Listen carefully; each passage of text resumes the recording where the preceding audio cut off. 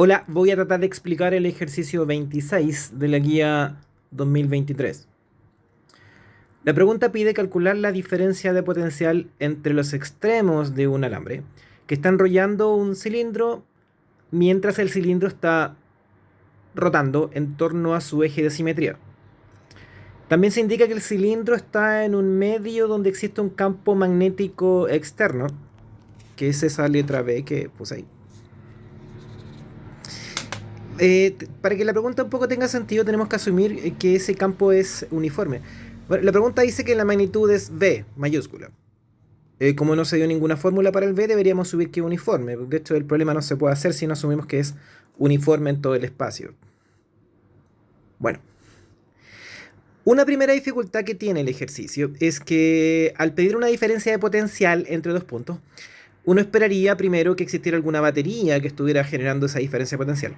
Pero no hay ninguna batería visible. No hay ninguna batería visible cerca de los extremos del alambre o enrollando el alambre, por ejemplo. Si hubiera alguna batería visible, entonces, o más de una batería, podríamos usar las leyes de Ohm y ley de Kirchhoff, si fuera necesario, para calcular voltaje, y ese voltaje se traduce en una diferencia potencial. Bueno, como no existe ninguna batería aparentemente visible en el problema, entonces no podemos usar directamente ley de Ohm o alguna fórmula que permita calcular voltaje. Pero al indicarse que el cilindro está girando, sí, literalmente está girando, entonces eso va a producir un área variable en el tiempo, vamos a encontrar una expresión para eso, y el campo magnético va a ir a atravesar esa área, vamos a explicarlo, y entonces se van a cumplir las condiciones de ley de Faraday para poder calcular un voltaje inducido. O sea, dicho más resumido, si hubiera una batería visible, hay un mecanismo que es usar ley de Ohm o ley de Kirchhoff para hacer los cálculos, y sería un cálculo más o menos directo. Eh, o si se da un circuito visible también. Eh, pero si no ocurre como acá, entonces hay que tratar de ver si se cumplen las condiciones de ley de Faraday, donde existe una cierta área atravesada, eh, un área, perdón, de un circuito eléctrico atravesada por un flujo magnético variable en el tiempo, y eso es lo que va a ocurrir aquí. Y entonces hay una fórmula que ahí le aplicamos y calculamos el voltaje entre los puntos que se piden. Ya. Eh, si es que llamamos A y B a los extremos del alambre entre los cuales se pide calcular el voltaje, la diferencia de potencial o voltaje, que es lo mismo. Eh, una quizás segunda dificultad es que los extremos del alambre se van a ir un poco distanciados de la forma del cilindro.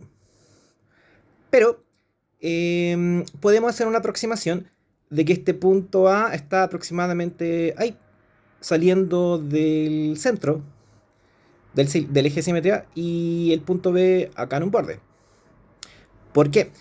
Porque en esta porción y en esta porción, esas porciones que se salen de la forma del cilindro, no hay ninguna resistencia ni ninguna batería física, por lo tanto, si definimos otros dos puntos auxiliares, los dibujo acá. Si defino un punto C, que es el punto donde el alambre pasa por el eje de simetría del cilindro, y un punto D, que es donde el alambre pasa por el manto del cilindro.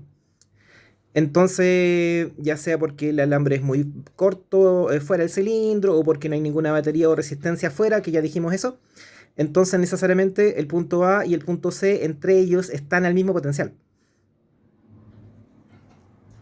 O sea, eso. Por la misma razón, el punto B y el punto D de dedo están también entre ellos al mismo potencial. O sea, se me perdió eso. Y entonces hacemos una reinterpretación del problema. Y la pregunta se transforma en calcular una diferencia de potencial inducida, eso sí, porque no hay ninguna batería visible entre ese punto C y el punto D eh, que están conectados por el cable conductor. Perfecto, ya. Ahora, las condiciones de ley de Faraday dicen que tengo que encontrar un área encerrada por un circuito eléctrico y que esa área esté atravesada por un flujo magnético variable en el tiempo. O sea, igual es bien exigente esto. Lo que voy a hacer es encontrar una expresión para el área que está atravesada por el campo magnético y justificar por qué esa área está atravesada por un flujo magnético variable en el tiempo. Y de ahí aplicamos una fórmula para la FEM inducida y poco más que eso sale el resultado. Y ya. Em, si es que definimos un área variable a, en función del tiempo, según la forma de esta figura, como el cilindro está girando en torno a su eje de simetría, entonces se forma esta área achorada variable en el tiempo, literalmente. Imaginemos que este D que está en el manto del cilindro está girando y entonces describe una longitud de arco. Y se forma una área entonces paralelamente con el extremo C. Y además entre el punto C y punto D existe un alambre conductor. Y en el borde también, de hecho esta parte también es un conductor. ¿Sí? Así que se cumple parte de lo que está diciendo la ley de Faraday, es que hay un área encerrada por un circuito de alambres conductores y esa área es variable en el tiempo. Por otro lado, la pregunta dice que hay un campo magnético que está paralelo al eje de simetría. Por lo tanto, ese campo magnético es perpendicular al área de esta figura. O sea, el campo magnético tendría una forma más o menos así. Perpendicular al área. ¿Sí?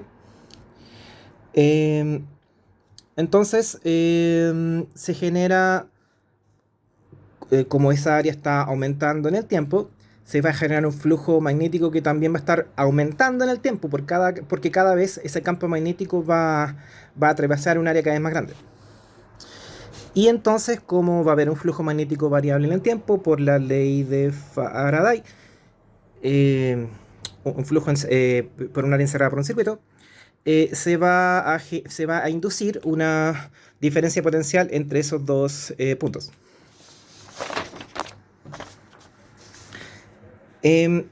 Definí una variable auxiliar para ordenar un poco la pregunta. Obviamente la prueba es con tiempo y no tienen para qué escribir tanta formalidad, pero es para ser un poquito más riguroso en esta explicación.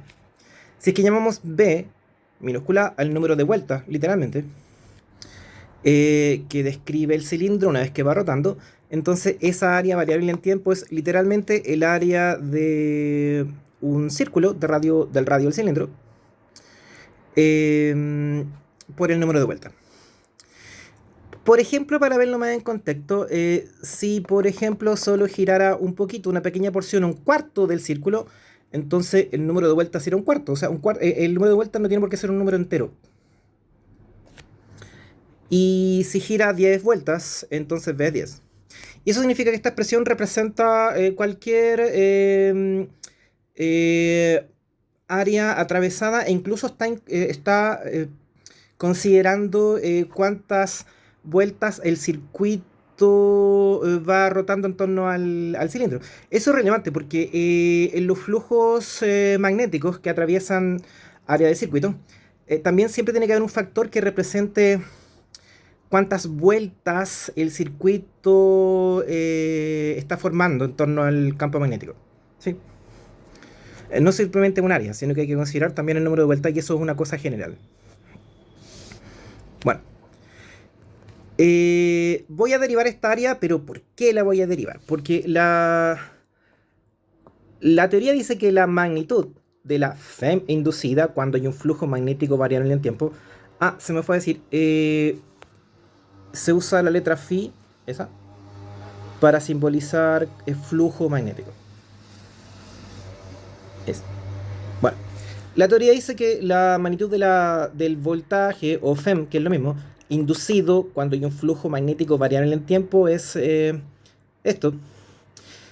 Y bueno, en rigor también debería estar multiplicado por el número de vueltas, pero el número de vueltas ya lo tenemos incorporado en la expresión del área. Si no estuviera incorporado el número de vueltas acá, deberíamos incorporarlo acá. Eso también es relevante.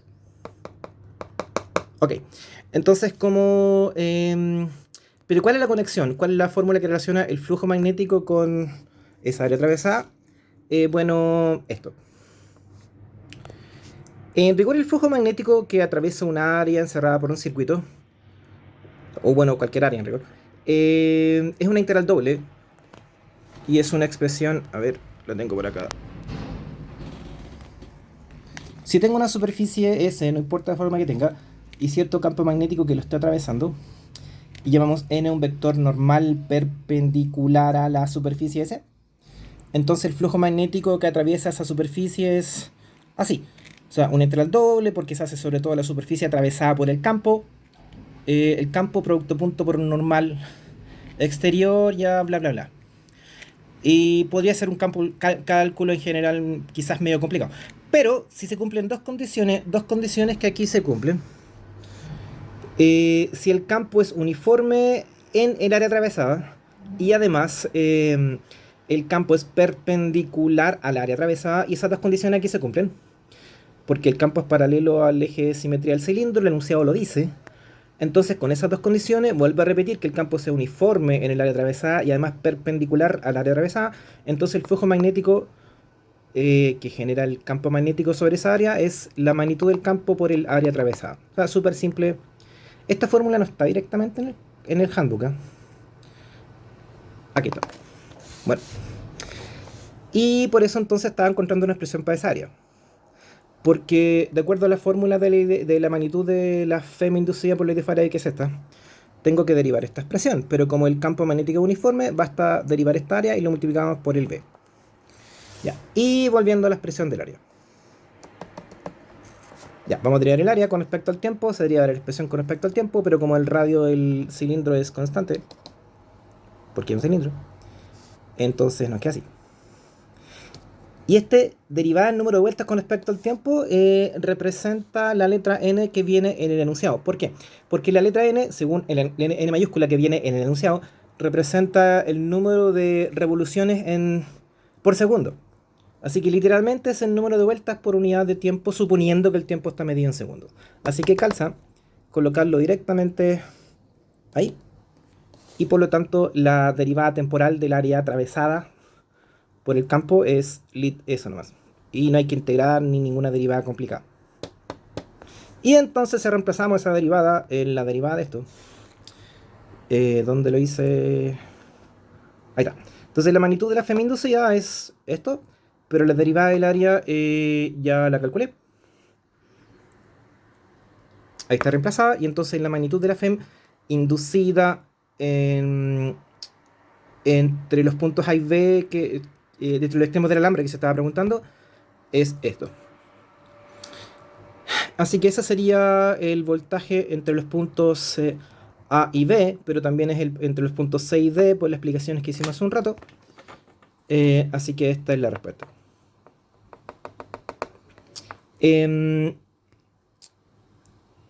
Si la pregunta hubiese sido un poco más rigurosa y se hubiera dado una fórmula para el campo magnético, y no pidiéramos un voltaje, sino que solo una FEM. Entonces la FEM en rigor tiene un signo más preciso y iría con un signo menos acá. Pero cuando nos preguntan una diferencia de potencial, lo entendemos como un voltaje positivo y por lo tanto colocamos el valor positivo. Repito, la FEM, que es la letra E que va adentro, en rigor tiene un signo menos acá, multiplicado por el número de vueltas, para ser más riguroso.